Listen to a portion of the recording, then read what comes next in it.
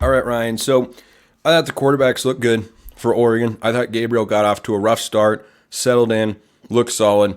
Guy is what we, expected him to be. Dante Moore made a couple of nice throws. Man, he had a case of the drops for his pass catchers. I don't know what was going on with T-Ferg. I'm not worried about it, but that was he was dropping. Unexpected. He was one of the most sure-handed guys on the team, and he had what 2, 3 drops in the game. Just very, very unlike him. But Austin Novosad was kind of the quarterback that I think surprised me the most compared to what I expected from him going into the game. And I think he's clearly put on weight, which he needed to do coming out of high school. I think his arm looks really good. He looked comfortable in the pocket. He had some zip.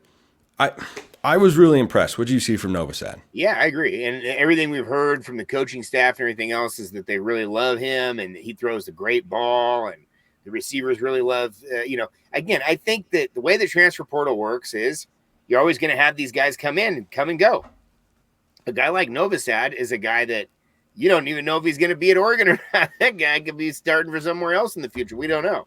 But he came aboard Will Stein. He's got a good relationship with Will Stein. It feels like they put him in a good position. They brought him in really early. I don't know if you noticed that in the spring game, but they brought him in really early, and then they let him go, and they let him throw the ball around. I think his ball is great. I love his little back shoulder fade. I think is one of the best plays. That was good. One of the best plays of the game for throwing the ball. They didn't throw the ball that much because you knew it was going to be conservative. You knew they were going to hand the ball off most of the time. So, again, I think that good team, good players across the board. Spring game right now, this year, just kind of play out a string a little bit. Make some plays, get in the locker room, call it good. And it feels like they got kind of victim of putting out a vanilla product on a lot of different levels. Doesn't mean the quarterback can't still make plays, but they didn't throw the ball that much, especially compared to the last couple of years. Well, I thought the times that they did throw the ball, that Novosad back shoulder throw to true freshman Jeremiah McClellan, working on Sione Laulea, who might be a player in Oregon secondary this year, the number 1 JUCO corner in the 2024 cycle. I looked at that connection and thought, man, that could be a duo in 2025. Really that could be a tandem. But here's the thing. Dante Moore's there. And on paper, Dante Moore's the more talented guy. But the way that I'd encourage Oregon fans to think about what you saw from those two guys is, before the spring game, you'd assume, okay, Dante Moore, who started at UCLA, was a more highly rated recruit than Novosad was coming out of high school. That's going to be the starter in 2025. But in that spring game, Ryan, what did Dante Moore show? And I thought he looked fine. But what did Dante Moore show that Austin Novosad didn't show? Good point. That's a good point. I like Dante Moore's versatility a little bit. I think he can throw the ball from a variety of different angles. He can work the pocket a little bit better. I think he can run the ball a little bit better if he needs to. He's a little more elusive, maybe. Novosad's kind of your classic put the foot in the ground and throw the ball type of quarterback, which is great. We need those guys. And I think, the game has evolved so much. The quarterback game has evolved so much.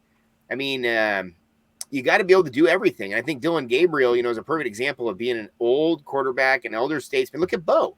I mean, think about Bo early in his career compared to the end of his career. Completely different guy, completely different quarterback.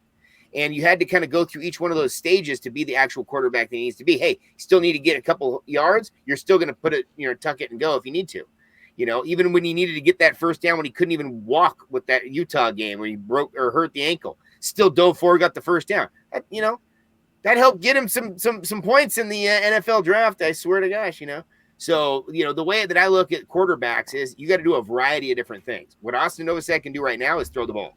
He checks that box quickly.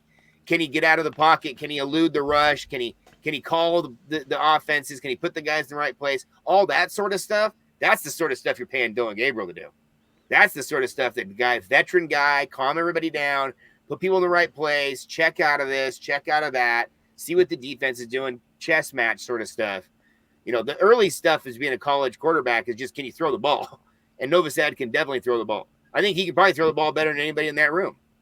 I mean, the guy throws a really beautiful ball. Just he does. Boom, boom, textbook, keeps the elbow up, where Dante Moore likes that elbow down. I mean, he likes that little half winger. Yeah, he's got a little Mahomes to his motion. It's kind of a flick right? Big Dante time. Moore is more of a flick. Novosad, I think, uses his body a little more. But the whole perfect turn. yeah, I think both guys, or maybe Peyton Manning's a better, kind of comp for Novosad's throwing motion there. But I think both guys throw a really catchable ball and have got a supreme amount of talent. And I just looked at that game and went, if you're the coaches and that's what you're seeing in practice every day from those two guys, and it sounds like that is kind of what they're showcasing on a day-to-day basis, it wasn't an anomaly, then going into 2025, that's a quarterback battle. I think that's a situation where those two guys will battle it out in the spring, and whoever loses the battle either decides to stick around or more likely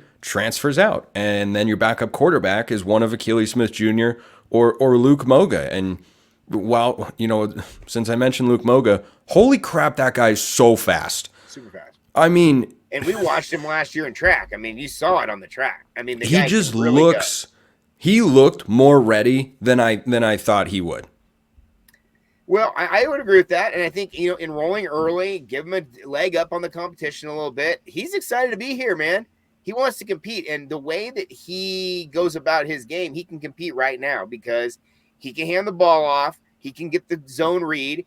He can get out there with his legs and make something happen. And when he's open and make a throw or two, he can make a throw or two. That's all expected of him right now.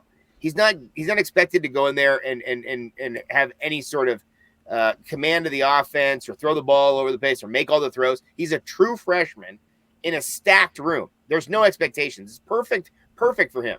It's like going to quarterback Disneyland.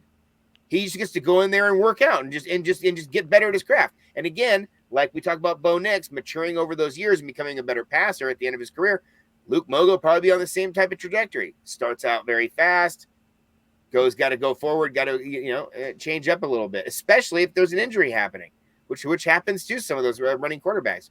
They get vulnerable, they get out of the pocket, they get a little wild, and crazy things happen. One of the other takeaways for individual players I had from this game for the Ducks, I thought the receivers were great, like across the board. Kyler Casper, that was a touchdown. If you slowed it down and went replay, you're not going to do that in a spring game. But if you were in a game, he dragged his back foot before the front foot hit down out of bounds. That was a great catch. You had Jeremiah McClellan make a really good play. Like the receivers Evan Stewart looks like Evan Stewart I think is going to live up to the hype. Yeah, Tez is Tez. I mean, we know what he is, and I don't want to undersell how good he is because he's awesome. But the other thing that I looked at, and I've talked about this on the show previously, about whether it'll be Whittington 1A, James 1B, a true split, or James 1A. Jordan James looks like running back 1 to me. What do you think? Yeah, I agree. And you don't want to lose in a position because of injury, but if you're a starting spot, I think Noah played just fine. I've always kind of thought that Noah was the better second running back because he's more of the guy out the backfield. Did Noah play in the game? No. Oh, okay. But my point is when him and Bucky were there in the backfield, it felt like to me that it was nice to see a change of pace back a little bit, and that it does. If you want to reverse him, that's fine. It doesn't matter to me. If you want to start him. It's really about who's finishing the games, right? But I do think that Jordan James is the more complete back, better between the tackles, maybe a little bit. But I still think that Noah brings a lot to the table, especially out of the backfield. I think he does a really good job picking up blitzes. Again, smart running back, been around a long time. But out of the backfield, catch the ball, turn, go. That little move right there is really, really crafty for him. And I still think that Jordan James is just so good. I was so impressed with him his freshman year that he didn't put the ball in the turf as a freshman and in absolutely crucial positions, fourth down plays, goal line plays. And then he lost all this weight and became much, much leaner and faster between his freshman and sophomore year. It's funny to see these guys get on the meal plans, get on the weight plans, because some guys lose weight, some guys gain weight. Either way, they're stronger and faster.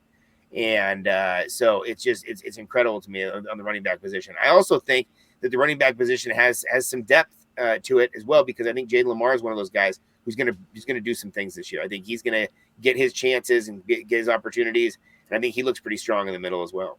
Yeah, and I thought Jay Harris, frankly, was a little bit more impressive than Lamar. And look, I think Jaden Lamar's solid. I think he's a slightly bigger version of Travis Dye, who was a great back for the Ducks for several years. But Jay Harris looks like Najee Harris. I mean, Jay Harris is big, dude. yeah, he's massive, but he mows.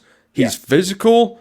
He's got he's got Runs everything downhill. you need. Yeah, very very effective downhill runner, but he's got a little speed to him. He's got a great stiff arm. He can make it work on the perimeter as well. I was thoroughly impressed, and there wasn't that much tape available on Jay Harris because he was at a Division II school, but we've got Division I tape of him now, and he looks like a guy that's ready to contribute. So I agree with you that I think the running backs are deep and in a really, really good spot. So too is Dana Altman's team because they've made some notable portal additions, and they're getting a new court as they go into a new conference. We'll talk about that next.